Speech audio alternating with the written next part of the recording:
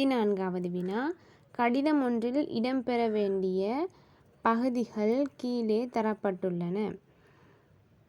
அவற்றை ஒழுங்குபடுத்தும் போது வரும் சரியான விடையை தெரிவு செய்ய. ஒரு உறவுமுறை கடிதம் எப்படி எழுதுறதுன்னு சொல்லி ஃபஸ்ட்டு பார்ப்போம். ஃபஸ்ட்டு நாம் அதில் நம்மளோட முகவரி எழுதுவோம். இந்த இடத்துல நம்மளோட முகவரி எழுதுவோம். கீழே நம்ம எழுதுகிற திகதியையும் குறிப்பிடுவோம். அதோட இதில் விழிப்போம். இப்போ அன்புள்ள அம்மாவுக்கு, அப்படி அன்புள்ள அப்பாவுக்கு, அன்புள்ள நண்பனுக்கு, அப்படி ஏதாவது ஒரு விழிப்பொண்டு கொடுப்போம். அதுக்கு பிறகு இதுக்குள்ளே நம்ம சொல்ல வேண்டிய விஷயம் உடலை எழுதுவோம். கடிதத்துக்கு உடல் ஒன்று இருக்கும், அது நம்ம குறிப்பிட்ட விஷயங்கள். அதுக்கு பிறகு முடிப்போம். முடிப்பு என்ன எழுதுவோம்? இப்படித்தான் அடுத்தவங்களோட கடிதத்துக்காக நான் காத்திருக்கிறேன், அல்லது இத்துடன் கடிதத்தை முடிச்சு கொள்கிறேன், அந்த மாதிரி ஏதாவது முடிப்பில் குறிப்பிடுவோம். அதுக்கு பிறகு நம்மள்ட கையொப்பத்தை இடுவோம். இப்படித்தான் நம்ம ஒரு உறவு முறை கடிதம் ஒன்று எழுதுவோம். சரி, இப்போ இந்த வினாக்கில் போவோம். இந்த கடிதத்தில் என்னென்ன இருக்கும் என்று சொல்லி ஒரு ஓர்டரில் ஒழுங்கு முறைப்படி குறிப்பிட சொல்லியிருக்கிறாங்க. என்ன இப்போ ஏ தந்திருக்கிறாங்க முடிப்பு, பி உடல், சி முகவரியும் திகதியும், டி ஒப்பம், இ விழிப்பு. இப்போ ஃபஸ்ட்டு நம்ம என்ன எழுதுவோம்? ஃபஸ்ட்டு முகவரி எழுதுவோம், முகவரியோட திகதி. ஆகவே ஃபஸ்ட்டு சி இருக்கணும், எல்லாத்துலேயும் சி தான் இருக்குது. அடுத்து ரெண்டாவது என்ன எழுதுவோம்? விழிப்பு எழுதுவோம். விழிப்பு இ. இப்போ பார்த்தோன்னா முதலாவதில் இ இல்லை, ஆகவே முதலாவது விடை தவறானது. மூன்றாவது என்ன எழுதுவோம்? மூன்றாவது உடல் எழுதுவோம். உடல் உடல் பியில் தரப்பட்டிருக்கு, ஆகவே மூன்றாவதில் பி இருக்கணும். இப்போ இங்கேயும் பி தான் இருக்குது, ரெண்டு விடையிலையும் பி இருக்குது. அப்போ எந்த விடையும் தட்டே இயலாது. நான்காவது பார்ப்போம். நான்காவது என்ன எழுதுவோம்? முடிப்பு எழுதுவோம். ஆகவே நான்காவது முடிப்பு எழுதி போடத்தான் ஒப்பம் வைப்போம். ஆகவே ஏ, அதுக்கு பிறகு டி வரணும். ஆகவே விடை இரண்டாவது. 15வது வினா, கீழே தரப்பட்டுள்ள நெய்யறியில் கிடையாகவும் கீழ் நோக்கியும் எல்லா நிறைகளிலும் எல்லா நிரல்களிலும் ஏபிசி என்ற 3 எழுத்துக்களும் இடப்படுமாறு அடைப்புகளை நிரப்புதல் வேண்டும். இதற்கேற்ப வினாக்குறி உள்ள இடத்தில் இடப்பட வேண்டிய எழுத்து யாது?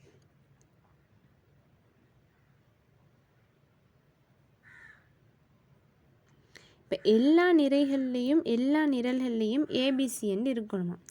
இப்போ இதில் பாருங்கள், ஏபி இருக்குது, ஆனால் இங்கே சி இந்த வரிசையில் சி குறிப்பிடப்படலை. ஆகவே இங்கே இன்றைக்கி சி வரணும் என்று சொல்லி நான் சியை குறிக்கிறேன். அதுக்கு பிறகு பாருங்கள், இந்த வரிசையில் சி தந்திருக்காங்க, ஏயும் தரல, பியும் தரல.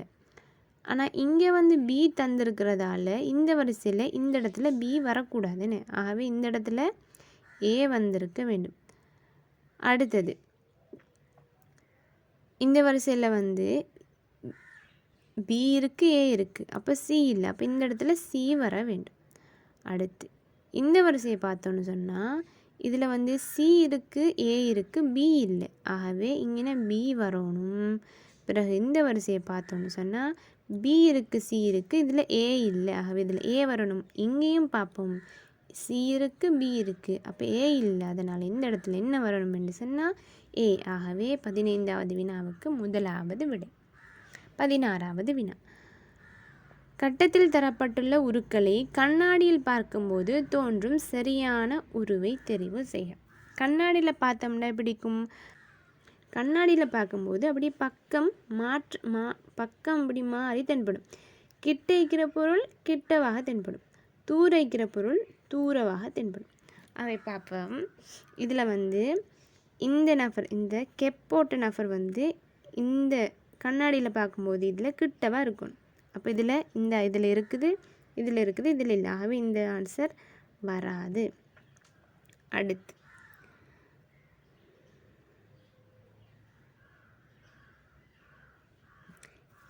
இந்த ரெண்டு ஆன்சர்லேயும் முதலாவதுலேயும் மூணாவதுலேயும் என்ன வித்தியாசம்னு பார்த்தா இந்த பந்தோட பக்கம் மாறி தந்திருக்காங்க. இது ரெண்டும் தான் வித்தியாசம். இந்த பந்து கண்ணாடியில் பார்த்தோம்னா எப்படி இருக்கும்? இந்த பந்து இருக்கிறதோட இந்த பந்தோட கிட்டைக்கும், இந்த கிட்டே இருக்கும். ஆகவே இங்கே இப்படி வரும். தூர இருக்கிறது இங்கே தூர இருக்கும். சரியா? ஆகவே 16வது வினாவுக்கு 3வது விடை. சரியா? இப்படி கிட்ட இருக்கிறது கிட்ட இருக்கும், தூர இருக்கிறது தூர இருக்கும் என்று நீங்கள் வரைஞ்சும் பார்க்கலாம். அல்லது இப்போ பார்த்த உடனே உங்களை மனக்கண்ணில் தோணலாம் சில பேருக்கு, இப்படி தான் பக்கம் மாறி வரும், ஆகவே இதுதான் ஆன்சர்ன்னு பார்த்த உடனேயும் போடக்கூடியதாகவும் இருக்கலாம். அப்படி இல்லாட்டி பேப்பரை, இந்த வினா இருக்கிற பேப்பரை அப்படி பக்கம் திருப்பி பார்த்தோம்னு சொன்னால் பின்னுக்கு அப்படி அச்சு விளங்கினால் பின்பக்கம் எப்படி அந்த அச்சு விளங்குதோ அதுதான் ஆன்சராக இருக்கும். அப்படியும் பார்க்கலாம். பேப்பரை பக்கத்தை பிரட்டி அந்த வெளிச்சம் தென்படுற மாதிரி வச்சு பார்க்கணும். அந்த படம் பின்பக்கத்தில் எப்படி விளங்குதோ அதுதான் ஆன்சராக இருக்கும். இப்படியும் செய்யலாம். அடுத்த வினா 17வது வினா. முதலில் தரப்பட்ட ஆங்கில எழுத்து ஏதோ ஒரு விதத்தில் எழுதப்பட்டுள்ளது. பின்வரும் ஆங்கில எழுத்துக்களில் அதே விதத்தில் எழுதப்பட்டிருக்க முடியாத விடையை தெரிவு செய்க. இப்போ இதில் எப்படி எழுதிக்கிறாங்கன்னு பாருங்கள். கண்ணாடியில் பார்த்தா எப்படி தெரியுமோ அப்படி தான் எழுதிக்கிறாங்க. இப்போ கண்ணாடியில் எப்படி விளங்கும்? கிட்ட உள்ளது கிட்ட விளங்கும், தூர உள்ளது தூர விளங்கும். அந்த எஃப் எழுதிருக்கிறாங்க, விளங்குது. அப்போ இங்கேயும் பாருங்கள், சி கிட்ட, இந்த சீடு அந்த திறந்த பக்கம் கிட்ட இருக்கிறது கிட்ட இருக்கும், தூர இருக்கிறது தூர இருக்கும். ஆகவே இது சரி. இது வி கண்ணாடியில் பார்த்தா அப்படியே தான் விளங்கும். சரி. டபிள்யூ கண்ணாடியில் பார்த்தா எப்படி? எம் கண்ணாடியில் பார்த்தா எப்படி விளங்கும்? எம் இப்படி தான் விளங்கும். ஆனால் டபிள்யூ விளங்குது. கண்ணாடியை மேல் பகுதியில் வச்சு பார்த்த மாதிரி விளங்குதுன்னு. மேல் பகுதியில் கண்ணாடியை வச்சு பார்த்தா தான் இப்படி விளங்கும். இப்போ கண்ணாடியை நம்ம மேல் பகுதியில் வச்சுட்டோம்னு சொன்னால் இந்த கிட்ட உள்ள இது இங்கே கிட்ட விளங்கும், இந்த தூர உள்ளது இங்கே தூர விளங்கும். அவை இந்த கண்ணாடி மேல் பக்கம் வச்சு பார்த்த மாதிரி விளங்குது. ஆகவே இதுதான் தவறானது. இருக்க முடியாத விடை தான் கேட்டிருக்காங்க. ஆகவே இது தவறானது. நம்ம வினாக்களை வாசிக்கும்போது உன்னிப்பாக கவனிக்கணும். இருக்க முடியாதது, அல்லாதது, அந்த மாதிரி இந்த எதிரான கேள்விகள் கேட்டிருப்பாங்க. நாம் முதலாவது விடையை பார்த்தோன்னே இதுதானே, இது கண்ணாடியில் பார்க்குற மாதிரிக்கு, அப்போ இதுதான் ஆன்சர்னு போட்டுட்டு போயிடக்கூடாது. கேள்வியை கவனமாக வாசிக்கணும். முடியாத விடை. 17வது வினாவுக்கு 3வது விடை. 18வது வினா. 4 பறவைகள் வீதம் உள்ள 3 கட்டங்கள் கீழே தரப்பட்டுள்ளன. கட்டம் 1 கிளி, மயில், புறா, சேவல் இருக்குது. கட்டம் 2 ஆந்தை, சேவல், கொக்கு, மயில் இருக்குது. கட்டம் 3 கிளி, மைனா, மயில், புறா இருக்குது. இப்போ பார்ப்போம் கேள்வியை.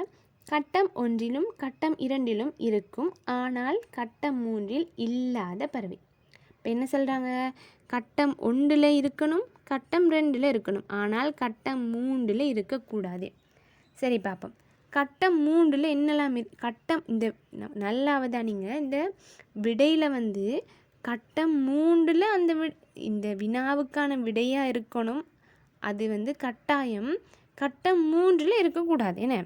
இப்போ கட்டம் 3ல் கிளி இருக்குது, மைனா இருக்குது, மயில் இருக்குது, புறா இருக்குது. இப்போ விடையில் பார்த்தோன்னு சொன்னால் மயில் இருக்குது. ஆகவே இந்த மயில் வராது. ஏன்னா அது கட்டம் 3ல் இருக்குதுல்ல, அப்போ அது வராது. அப்போ கொக்கு அல்லது சேவலாக இருக்கணும். இப்போ பார்ப்போம். கட்டம் 1லையும் கட்டம் 2லையும் கொக்கு இருக்குதா, சேவல் இருக்குதான்னு இப்படி தட்டி செய்கிறதும் ஒரு மெத்தட். இதுவும் ஒரு இலகுவானது. எப்படி தட்டி செய்கிறது? இந்த வினாவுக்கு இந்த விடை கட்டாயம் வராது என்று தெரிஞ்சு அந்த விடையை வெட்டிடணும். வெட்டிட்டு வேறு ஏதாவது 2 தானே வரும். அப்போ அதை ஆராயணும். இந்த விடை வருமா, இந்த விடை வருமான்னு. இப்போ கட்டம் 1லையும் 2லையும் மீக்கணும் தானே. இப்போ பார்ப்போம். கட்டம் 1ல் சேவல் இருக்குது, ஆனால் கொக்கு இல்லை. கட்டம் 2ல் கொக்கும் இருக்குது, சேவலும் இருக்குது. அப்போ கட்டம் 1லையும் கட்டம் 2லையும் கட்டாயம் இருக்கணுமே அவர். ஆகவே கொக்கு வராது. 18வது வினாவுக்கு 1வது விடை சேவல்.